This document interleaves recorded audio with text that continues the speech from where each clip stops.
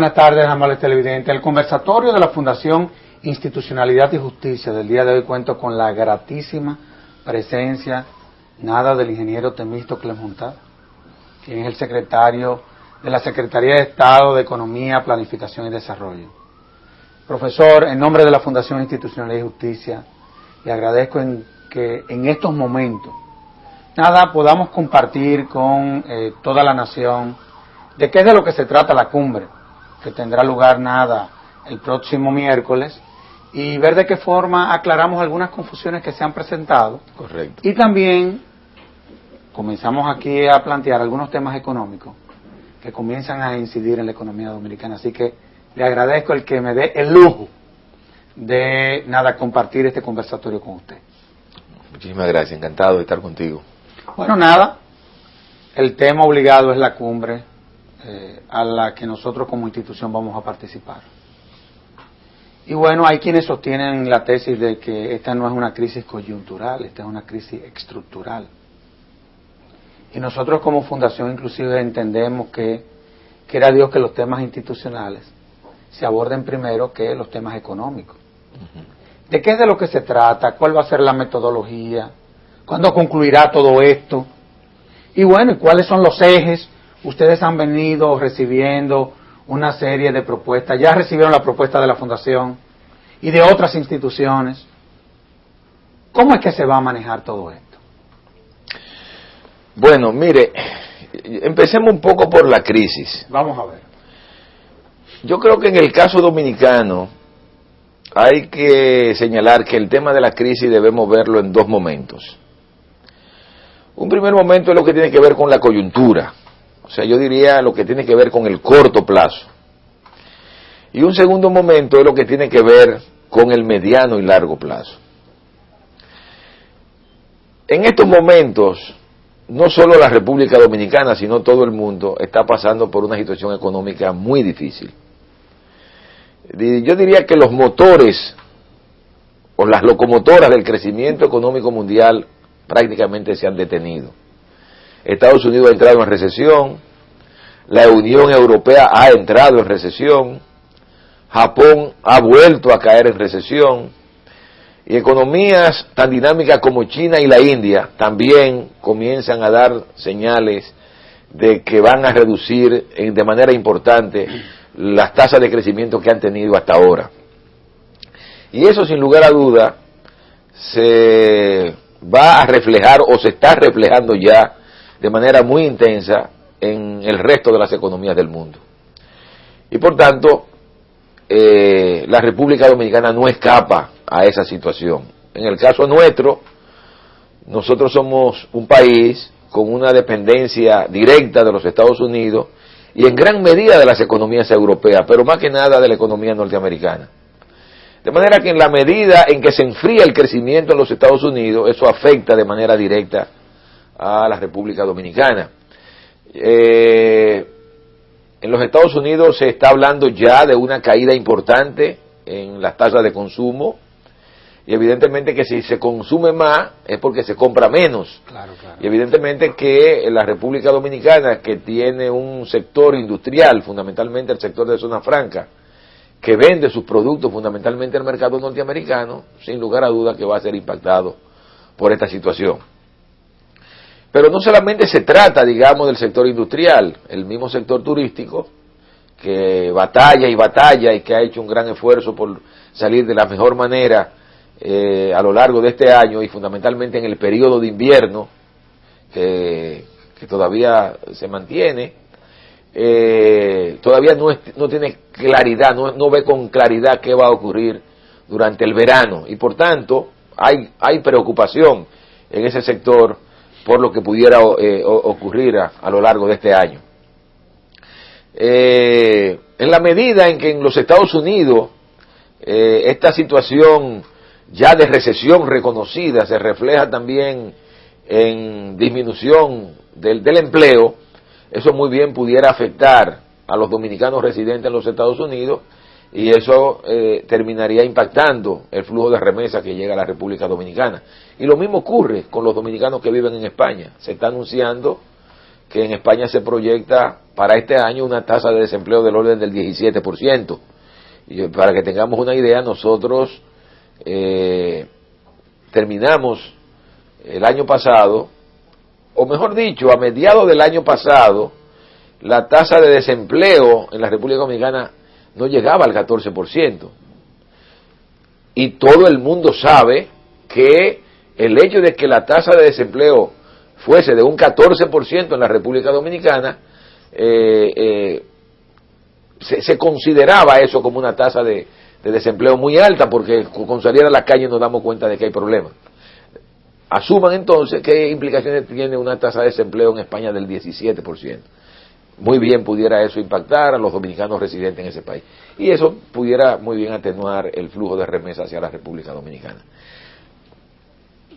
El hecho de que se enfríe la economía a nivel mundial y que eso se refleje en la República Dominicana también tiene un efecto directo en las finanzas públicas. Eso muy bien puede reducir los ingresos gubernamentales y eso evidentemente va a limitar el accionar gubernamental que tiene que enfrentar una cantidad impresionante de problemas en el área de la educación, en el área de la salud, en el área de la seguridad social, en el área de la infraestructura. Por esa razón, nosotros entendemos que el momento es oportuno para plantear la unidad nacional. Yo creo que de lo que se trata la cumbre es de retomar la necesidad de la unidad nacional para enfrentar la crisis. Yo creo que ese inclusive debería ser el lema y el nombre inclusive de la cumbre, por la unidad nacional para enfrentar la crisis. Porque nosotros necesitamos ponernos de acuerdo a fin de garantizar que durante este año la economía dominicana, si no logra tener los niveles de crecimiento que ha tenido en años anteriores, por lo menos que no se produzca un retroceso que impacte de manera negativa la vida de la mayoría de los dominicanos. Porque cuando se dan situaciones como esta, lo que preocupa es que esto incrementa los niveles de pobreza y los niveles de desigualdad social. Y eso evidentemente agrava las condiciones de vida de la población dominicana en sentido general. Por tanto, la cumbre es oportuna porque nos da la oportunidad de sentar la base para garantizar que durante este año la República Dominicana trate de salir de la mejor manera. Y además para que se siente en la base, para que si bien no logremos los niveles de crecimiento que hemos tenido en años anteriores durante este año, ya a partir del año 2010, la economía dominicana pueda de nuevo volver a transitar por ese camino de alto nivel de crecimiento, que es lo que nos ayuda a resolver los problemas del empleo y concomitantemente los problemas de la pobreza. Adicionalmente a eso, la República Dominicana tiene necesariamente que, yo diría, la sociedad dominicana en su conjunto tiene que ponerse de acuerdo en qué país queremos tener en los próximos 10 o 15 años. A veces cuando se nos hablan de 10 años, o de 15 años, de 20 años, pensamos que falta mucho tiempo. Está a la vuelta de la esquina. Nosotros mismos somos testigos. Estudiamos en la universidad hace años y hemos visto cómo el país ha cambiado a lo largo de todos estos años. Y evidentemente que cuando hablamos de 10 o 15 años, estamos hablando de que estamos a la vuelta de la esquina. Entonces, lo correcto es que sentemos las bases para que el país pueda llegar a los próximos 10 años, pueda transitar los próximos 10 o 15 años, dando pasos sólidos que garanticen que avanzamos real y efectivamente hacia el desarrollo. De lo que se trata en la cumbre no solo es de abordar los problemas de corto plazo, a lo que he hecho referencia, que tienen que ver con lo que puede ocurrir a lo largo de este año, es también el poder definir una carta de ruta que nos permita a todos los dominicanos saber qué tipo de sociedad vamos a tener en los próximos 10 o 15 años. Ahora, usted habla de que uno de los temas que más le preocupan a la cumbre, y obviamente que debe de ser así, es el tema económico. Sin embargo, hay una preocupación de sectores de la sociedad civil en cuanto a que, bueno, ¿cómo vamos a tratar el tema económico si primero ya se conoció el presupuesto? que hubiese sido sobre lo cual hubiésemos construido una serie de políticas y hubiésemos implementado una serie de proyectos, montados todos sobre la base del presupuesto que se aprobaría o que se aprobó. Pero también está lo relativo a que el propio Fondo Monetario Internacional ha venido elogiando cómo ha venido el gobierno central manejando los temas económicos en la República Dominicana. Es decir, desde la sociedad no se percibe aún, aunque los expertos ya comienzan a preverlo, como que el tema es el económico, sino que real y efectivamente lo que percibe la sociedad es que es un problema institucional. ¿Cómo ustedes han venido valorando todas estas inquietudes que inclusive a lo interno del CESI se han venido debatiendo? El CESI es el Consejo Económico y Social. Correcto. Y que evidentemente están poniendo como pretexto muchas de las organizaciones para no participar en la cumbre que tendrá lugar el miércoles. Mire, yo creo que si hay que enmendar cosas, si hay que cambiar cosas, yo creo que la cumbre es el escenario para que se plantee, para que lo acordemos. De manera que si hay sectores que entienden que hay que plantear una reformulación del presupuesto a los fines de que algunos recursos sean destinados a áreas que se entienden prioritarias, yo creo que la cumbre es un buen escenario para que eso se haga. Y evidentemente que si desde el gobierno se objetiviza que esos cambios son posibles, yo estoy completamente seguro de que no habrá objeción por parte del gobierno a que se puedan producir las readecuaciones presupuestarias necesarias a los fines de satisfacer estas inquietudes que se han externado en algunas organizaciones de la sociedad civil. Ahora bien, sin lugar a duda que cuando uno habla del tema económico, a veces la idea que queda es de que uno no le está prestando la debida atención al tema institucional. Y es así, ¿eh? Esa sí, es la percepción de la ciudadanía. La percepción que queda. Pero no, mire, yo creo que lo importante es tener claro que no puede haber desempeño económico adecuado si eso no se sustenta en la solidez de las instituciones del régimen democrático. Claro. Está altamente comprobado que los países que han avanzado porque han construido instituciones sólidas, en donde se respetan las reglas del juego. O sea, en definitiva, evidentemente, yo creo que la clave del éxito de los países que han progresado es porque han construido Estado de Derecho. Eso es así. O sea, yo en un libro que recientemente puse en circulación, hacía referencia al hecho de que cuando se evalúa el pobre desempeño de las reformas económicas en América Latina durante los años 90, desde Chile, por ejemplo, se planteaba que la explicación medular a eso, a que no se obtuvieran los resultados que se anunciaron a principios de los 90, con las reformas económicas, tenía que ver con el hecho de que había faltado algo, y ese algo era el Estado de Derecho. Y desde Chile, por ejemplo, se evaluaba por qué en Chile sí y por qué en Argentina no, y la diferencia era que en Chile había Estado de Derecho y en Argentina no había Estado de Derecho. Entonces, el buen desempeño económico chileno ha estado asociado a que precisamente en Chile se ha estado trabajando de manera responsable en la construcción de institucionalidad, a diferencia de lo que ha ocurrido en Argentina, en donde la impresión que hay es que cada 10 años hay que inventar de nuevo Argentina.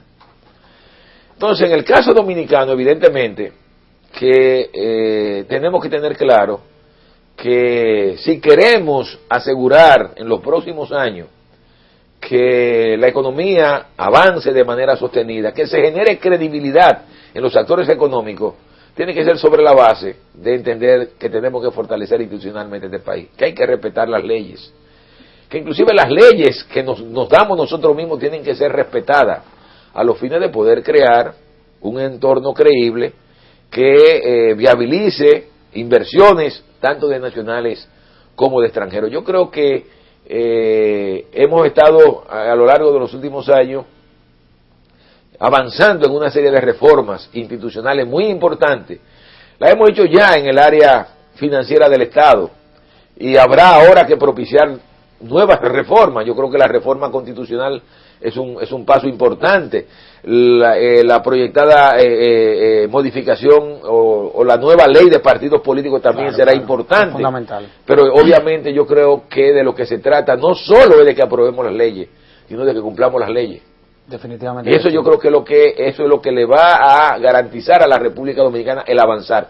Yo siempre he dicho que hoy se acepta en todas partes del mundo que tenemos que competir, que tenemos que tratar de acceder a los mercados de los países desarrollados, obviamente en un contexto en donde tenemos que permitirle a los países desarrollados que accedan a nuestros mercados, pero que a la hora de evaluar la situación de nuestros países, y en este caso concreto me refiero a la República Dominicana, y compararla con los Estados Unidos o con la Unión Europea, con quienes ya tenemos tratado de libre comercio, una de las cosas que no podemos perder de vista es que esa gente, esos países, no solo son más desarrollados que la República Dominicana porque tienen niveles educativos más altos, porque son más productivos que la República Dominicana, sino, además, yo creo que es un elemento muy importante, porque sus instituciones realmente funcionan de manera adecuada. Porque en sentido general, en esos países hay verdadero Estado de Derecho. Y que por tanto, un elemento fundamental de la competitividad de un país es eso. Es que el país entienda que sus instituciones tienen que funcionar a la altura en que funcionan las instituciones de los países desarrollados, si en realidad quieren competir con los países desarrollados. Eso es así, y me atrevería a abordar un tema que es un tema sumamente delicado, pero solamente me atrevería a abordar temas de esa dimensión con gente que ha tenido el comportamiento que ha tenido usted y su familia. O sea, usted como funcionario generalmente se ha sabido comportar, generalmente sus hermanos tienen bajo perfil, en fin, que se pueden tratar temas en donde aquí nadie se tenga que sentir ni dar por aludido, y mucho menos en el caso suyo, que ha sido uno de los mejores ejemplos. Esa es la verdad. Pero hay una revista, una institución, que es la World Economic Forum, que escribió un artículo en donde decía que una de las grandes debilidades del Estado dominicano era su problema del favoritismo, muchas veces, que se da desde sus instituciones, y el de la corrupción. Y también hay una percepción de la población de que el Estado está minado, por el clientelismo, por el fenómeno de la corrupción. Y bueno, y estamos hablando de fortalecimiento de nuestras instituciones. Sin embargo, si hay algo que atenta contra la institucionalidad, son todos y cada uno de esos flagelos. Obviamente, estamos al borde de una crisis económica. Eso va a traer como consecuencia o va a desencadenar otras crisis. No podrá traer esto como consecuencia porque las crisis vienen llenas de oportunidades también. No traerá esto como consecuencia que nosotros podamos transformar el modelo del sistema político y de la propia forma de hacer política en la República Dominicana, ingeniero. Estoy hablando desde la percepción de la ciudadanía. Sí. No estoy afirmando lo que dice la revista ni la percepción. Pero son percepciones. Pero son percepciones, y que son temas que se van a llevar a la cumbre. Claro, y que realmente están presentes en el pensamiento de la gente. Pero que como usted no está contaminado, gracias a Dios. Y que por tanto hay que dar respuesta. Yo te diría que evidentemente ahí sale de nuevo a colación el tema de la institucionalidad. Claro. Yo creo que todas estas cosas surgen por el irrespeto a lo institucional. Y déjame decirte una cosa que siempre lo he comentado entre los amigos. Posiblemente el tema de la corrupción no sea un problema cuando los países van bien en términos de sus economías, claro. Cuando las economías están generando trabajo, cuando las economías están creciendo en forma importante, posiblemente ese es un tema secundario. O sea, no es que no sea tema, pero no se convierte en un problema frontal. Cuando se dan situaciones como la que se están avecinando, cuando las economías dejan de crecer, cuando comienza a producirse desempleo, entonces la corrupción pasa a ser uno de los problemas medulares de un país. ¿Por qué? Porque el común denominador, en este caso de los dominicanos, tenderá necesariamente a plantear que sus problemas son el resultado de la corrupción. Entonces yo creo que por esa razón, y además porque evidentemente no debería ser uno de los problemas fundamentales de un país, la lucha contra la corrupción es una lucha en la que debemos comprometernos todos, el gobierno y todos los sectores de la vida nacional.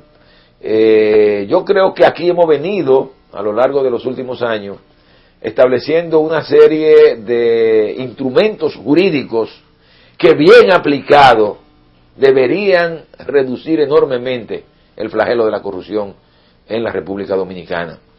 Yo he hecho referencia a que aquí, a lo largo de los últimos 4 años, se aprobaron una serie de reformas a la administración financiera del Estado, que si se aplicaran de manera adecuada, si se aplican de manera adecuada, reducirían en forma muy importante el tema de la corrupción. Hay que aplicar, por ejemplo, la ley de compras y contrataciones del gobierno, un instrumento importante, pero además en un contexto en que estamos comprometidos a hacerlo, porque el Tratado de Libre Comercio con los Estados Unidos obliga a que tengamos que someter a licitaciones las obras importantes y las compras gubernamentales. Si eso se hace de manera creíble, si se crean los instrumentos adecuados para que esa ley sea operativa, en la República Dominicana se va a producir verdaderamente una reducción de la corrupción. Y yo creo que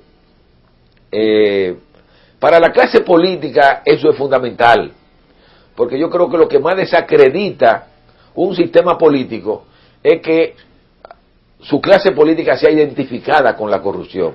Yo te hacía referencia hace un rato al caso de Chile. Claro. Una de las cosas que impresiona de Chile es el respeto que se le tiene a la clase política, porque no es que no exista corrupción, pero no se asimila a nivel de la población la idea de que sus políticos son corruptos.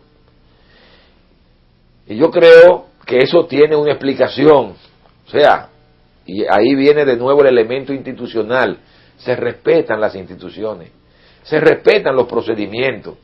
Si se sabe que una cosa hay que hacerlo como lo manda la ley, se hace como lo manda la ley, de manera transparente, de manera que pueda ser evaluada por la población en sentido general. Y yo creo que eso es lo que nosotros tenemos que aprender de un país que evidentemente en América Latina está dando cátedra de cómo construir una verdadera democracia.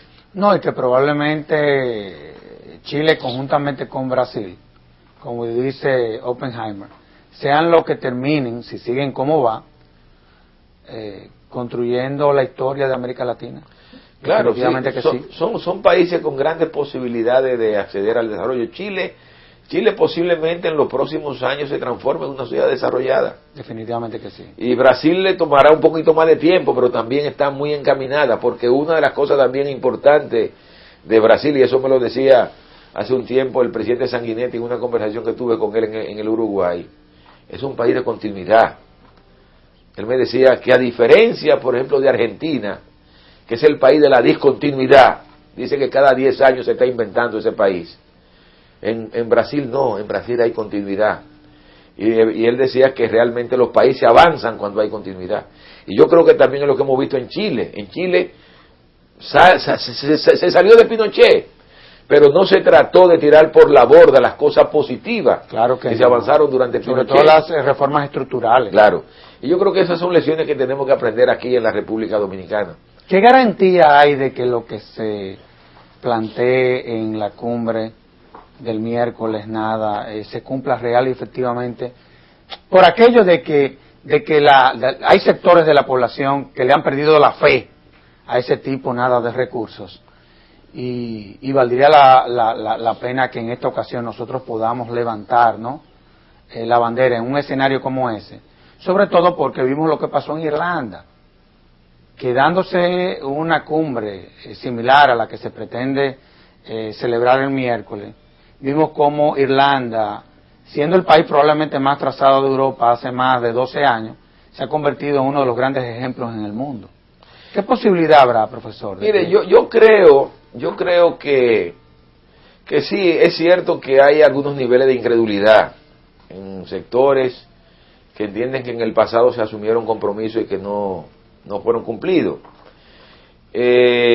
Nosotros estamos tratando, los que estamos organizando la cumbre, de sentar las bases para que en esta ocasión los compromisos que se asuman se cumplan. Qué bien. Estamos estableciendo inclusive un comité de seguimiento y de veedurías, de manera que se pueda evaluar periódicamente el avance de los compromisos, lo que se está logrando en el avance de los compromisos asumidos. Yo creo que en el pasado posiblemente la debilidad de lo acordado estuvo en el hecho de que no se estableció mecanismo de seguimiento a lo que se acordó y por esa razón se visualizan esos niveles de frustración.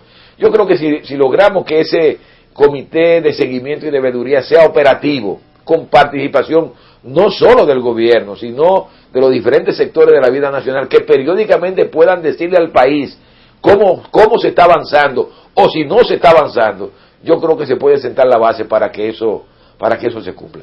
Y me parece interesante lo que tú traes a colación con relación a Irlanda.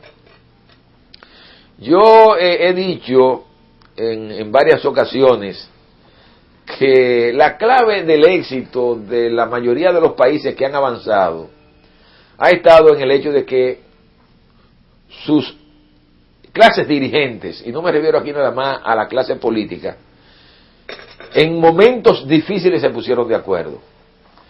Yo le decía inclusive a mi querido amigo Atuey de Can, en una conversación que tuve con él en ocasión de ir a entregar la invitación a la cumbre, que luego de la Segunda Guerra Mundial, los países europeos se vieron enfrentados a países totalmente, eran países totalmente destruidos por la guerra. Alemania totalmente destruida, Inglaterra con serios problemas, destruido prácticamente Londres por los bombardeos, la mayoría de los países con grandes dificultades y sin recursos. Pero ¿qué ocurrió? Las clases dirigentes se pusieron de acuerdo en qué era lo que había que hacer para sacar a esos países de esa situación tan difícil en la que se encontraban. Y yo diría que obviamente era la necesidad de reconstruir esas sociedades, también era en esos momentos el peligro del comunismo. O sea, la Unión Soviética había salido prestigiada de la guerra con mucha fuerza, y estas sociedades se veían ante la disyuntiva o de sucumbir por el desastre o sucumbir frente al comunismo. Y las clases dirigentes de esos países se puso de acuerdo y se plantearon construir lo que hoy todo el mundo conoce con el nombre del Estado benefactor, el Estado del bienestar. Y realmente lo construyeron, le dieron a Europa entre 1946 y 1973 el periodo de mayor dinamismo económico que se conoce en la historia mundial. Yo diría que fue la época dorada del capitalismo, pero fue el resultado de un acuerdo entre todos los sectores. Se pusieron de acuerdo los demócratas cristianos, los liberales, los conservadores, los socialdemócratas en el tipo de sociedad que querían construir, y construyeron el estado del bienestar. Aplicaron políticas económicas en las que se sentían identificados. Fue el periodo en donde predominó el keynesianismo en la implementación de políticas económicas. Y eso permitió que esos países avanzaran y se transformaran en verdaderas naciones desarrolladas. Entonces yo diría que ese es un buen ejemplo de las implicaciones que tiene el que los diferentes sectores de la vida de un país se pongan de acuerdo. Yo siempre pongo también de ejemplo el caso de España, luego de la muerte de Franco. Claro. El pacto de la Moncloa sentó las bases económicas y sociales para que España se transformara rápidamente de un país que hasta 1975 se le veía como la puerta de Europa. Yo creo que tú recordarás que inclusive se decía que Europa se iniciaba en los Pirineos, o sea, sacaban España. Sí, es verdad. Sin embargo, a nadie le pasa por la cabeza hoy pensar que Europa no es parte de que España no es parte de Europa. No, y es de Europa el país que mayor crecimiento económico sostenible viene teniendo los claro, 10 o 15 años. Y han transformado la vida de ese país. El resultado, un acuerdo de todo el mundo. Sí, así es. Que involucró inclusive hasta los comunistas. Entonces yo creo que estas son las señales que tenemos que ver, son las indicaciones que nos muestran que los políticos dominicanos debemos comenzar a hacer política de manera diferente. Que no podemos seguir pensando y actuando como si estuviéramos todavía en el periodo de la Guerra Fría. Aquí da la impresión de que se concibe la actividad política en función de que tú fracases para yo poder subir al poder. Sí, pero no podemos estar apostando al fracaso del Estado. Y entonces ahí es donde está el problema, la confrontación por la confrontación. Entonces yo creo que ojalá que, y es lo que nosotros esperamos desde el gobierno, que esta cumbre sirva de base para establecer una nueva manera de hacer política en la República Dominicana. Quiera Dios que así sea. Vamos a hacer una pausa y de inmediato volvemos con nuestro excelentísimo invitado.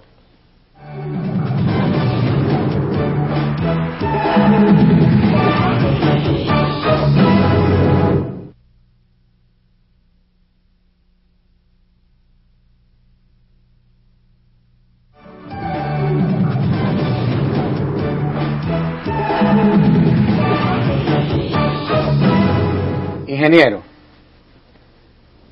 metodología de la cumbre. ¿Y quiénes han confirmado? ¿Quiénes van a participar? Sí, muy buena pregunta, ¿eh? Si ya han confirmado su participación todas las organizaciones que integran el Consejo Económico Social Institucional. Eso es importante. Que es muy importante, o sea, ahí están organizados, representados los empresarios en sus diferentes vertientes, sí.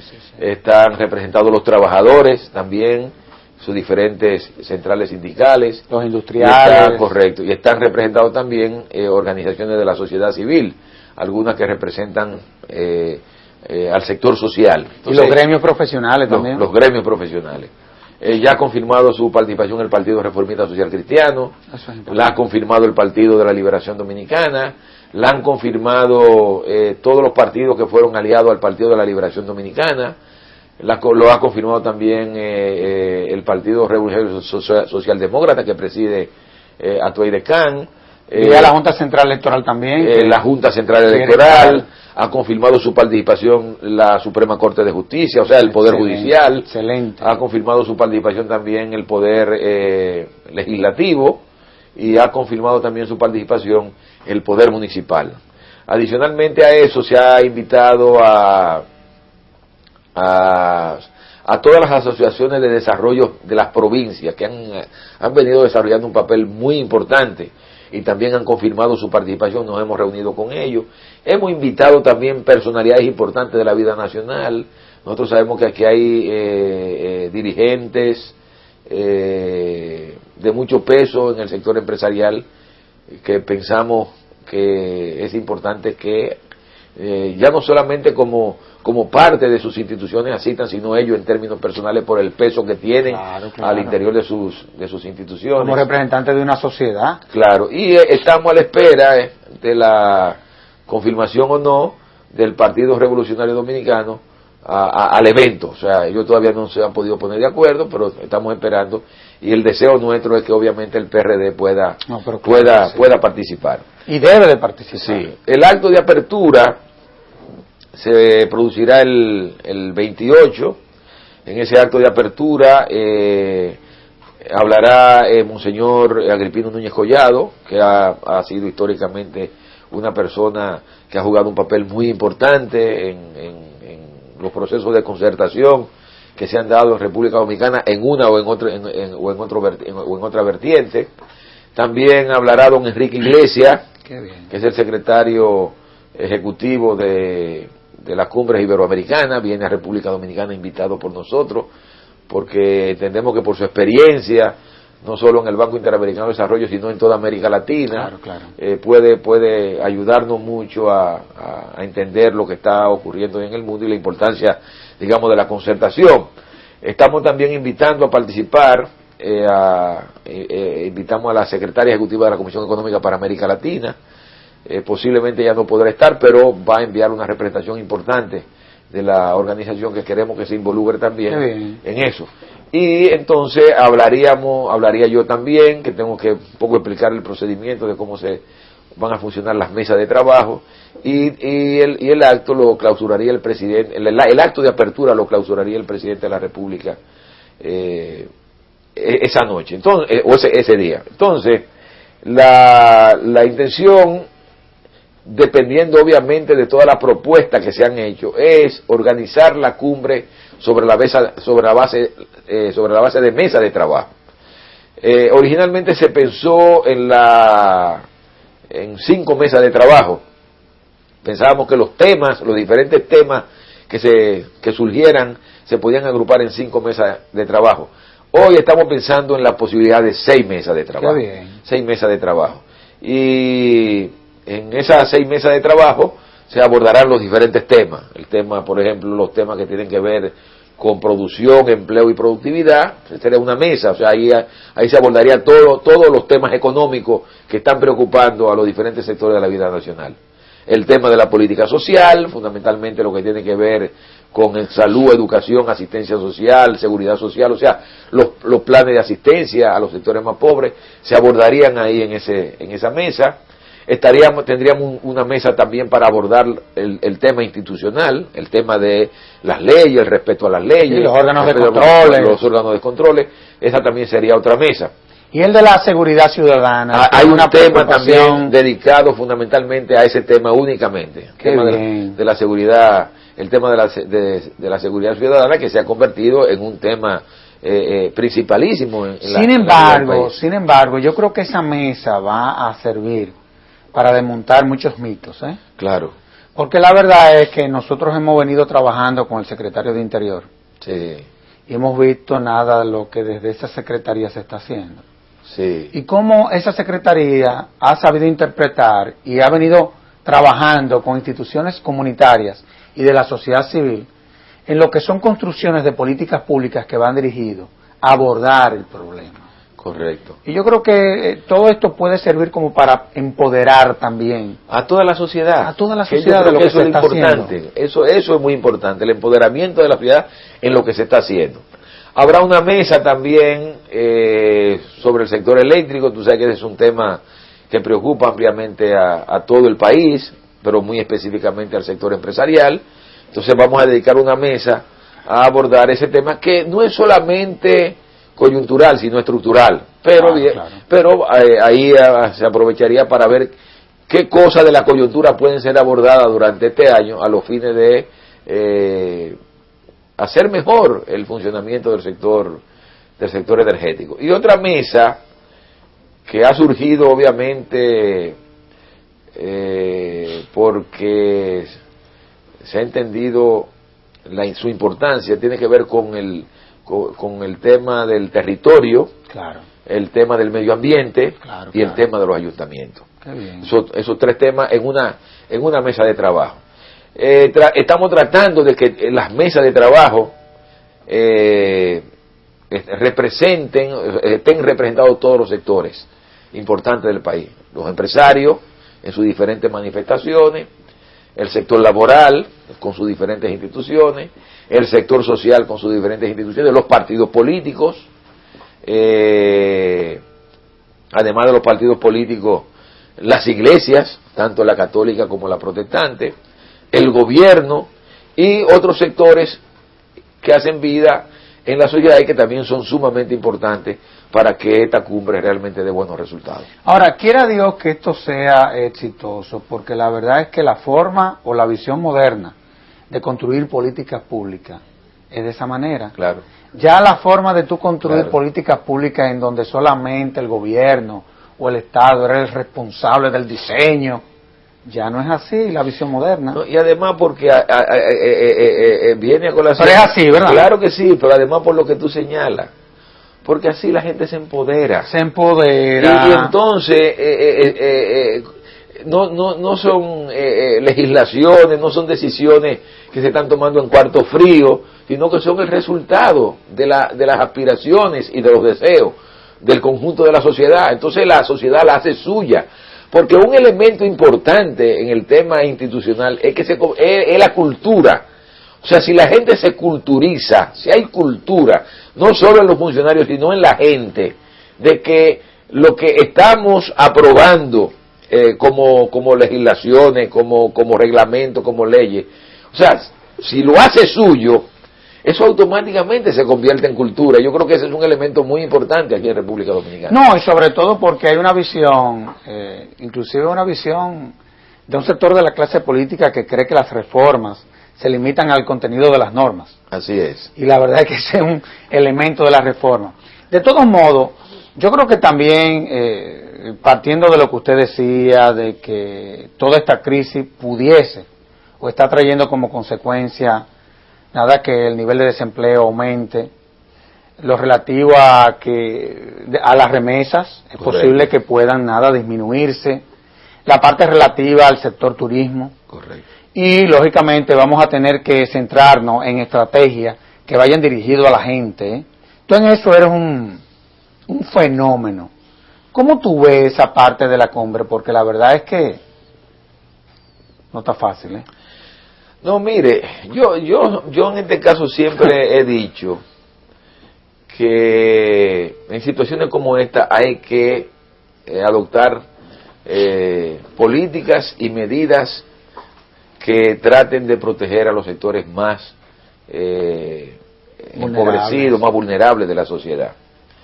Yo siempre pongo de ejemplo que cuando nosotros participábamos en el torneo electoral del 2004, una de las cosas que nos llamaba a nosotros poderosamente la atención era que la gente, cuando pasaban por las diferentes comunidades, nos hacían señas de que lo que ellos querían era comida, nos lo señalaban así de manera directa.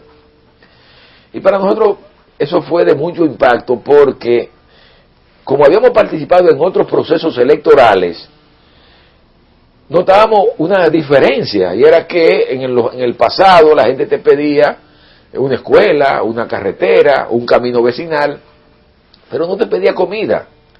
Se entendía que los problemas de la comida estaban resueltos. En el 2004, la crisis bancaria del 2004 generó una situación aquí calamitosa, ¿eh? A veces la gente no entiende, no asimila. Más de 600,000 pero la asume que nosotros entregamos el país con unos niveles de pobreza en el 2000 del 27%. Ese era el nivel de pobreza de la población dominicana, y cuando volvimos en el 2004 era un 43% de la población. O sea, tú estás hablando de que se le adicionó un 50% más de pobre al país que lo que había 4 años atrás. Y eso evidentemente se reflejaba en eso. La gente decía, queremos comida. Y de ahí surgió el programa Comer es Primero. La idea del programa Comer es Primero vino de ahí, porque entendíamos que había que garantizarle por lo menos un mínimo a la población dominicana a los fines de que no se generalizara o no se pasara hambre en el país. Yo creo que ahora hay que estar preparado para eso, para seguir garantizándole a la población el acceso a la comida, porque si bien es cierto que esta no es una crisis que la ha creado el gobierno, porque es una crisis que viene como consecuencia de problemas que se dieron en los Estados Unidos, que contaminaron a todo el mercado financiero a nivel mundial, y eso ha tumbado las economías, pero evidentemente que en un contexto de caída de la economía, de reducción del crecimiento, eso sin lugar a duda va a impactar a amplios sectores de la población, y el gobierno tiene que estar preparado para ayudar en lo que sea posible a los fines de que aquí no se generen situaciones de hambre, en sentido general, que la gente no se sienta desamparada en una situación como la que tendremos que confrontar. No, y definitivamente que situaciones como la que probablemente tengamos que confrontar generan no solamente crisis sociales, sino también crisis políticas. Claro. Y eso es todavía más complejo. Pero lo importante aquí, permíteme añadir algo a eso que tú señalas. Lo importante aquí es, para que alguna gente no piense que pueden pescar en ríos revueltos, es que las crisis en situaciones como esta le hacen daño a todo el mundo. Claro. Y si alguien desde la óptica política pudiera pensar que esto está llamado a beneficiarle, cuidado, mucho cuidado, porque cuando se dan situaciones como esta, al final de cuentas, no solamente se afecta, si fuese afectado el gobierno, sino se afecta a todo el mundo. Claro que sí, y lo peor es que en una situación como esta se afecta el sistema político. Sí, eso es más complejo.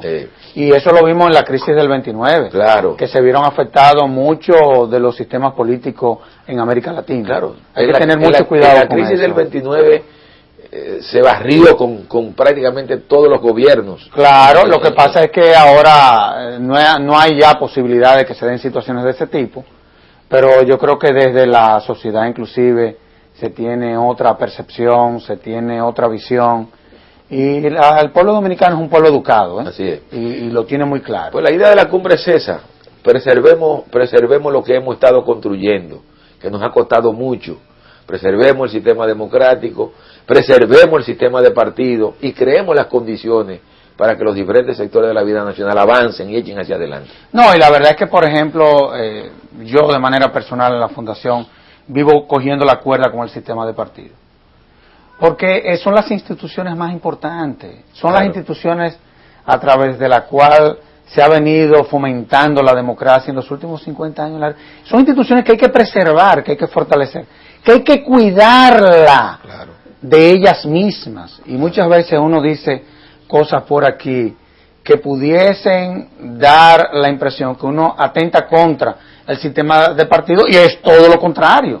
Es que no puede haber democracia sin partido, sin sistema de partido, y evidentemente que a nosotros como fundación... No, y obviamente la calidad de la democracia... No importa mucho el sistema de partido. Se sustenta en la calidad de los partidos políticos. Claro que sí, de por Dios. Si es buena la democracia es porque sus partidos son buenos. Pero claro que sí. Garantizar buena democracia en República Dominicana significa que los partidos tienen que ser buenos. Además, usted sabe muy bien que los partidos son instituciones de servicio. Claro. Y en la medida en que se separan de su población, evidentemente que entran en crisis. Ahora, usted tocó el tema eléctrico, que usted maneja los conceptos muy bien. ¿Qué es lo que vamos a hacer con el bendito sistema eléctrico en la República Dominicana? A veces uno no sabe si es una cuestión institucional, si es una cuestión de gerencia, si es una cuestión de corrupción. Tenemos una ley que penaliza el robo de la energía eléctrica, que no la terminamos de poner nada en implementación. Vimos cómo, por ejemplo, los hidrocarburos han bajado, por lo que ya comienza no a justificarse ese subsidio escandaloso que se le ha venido dando a quienes producen la energía en la República Dominicana. Cuando uno ve el presupuesto nacional de este año, la verdad es que a uno le da cierto temor.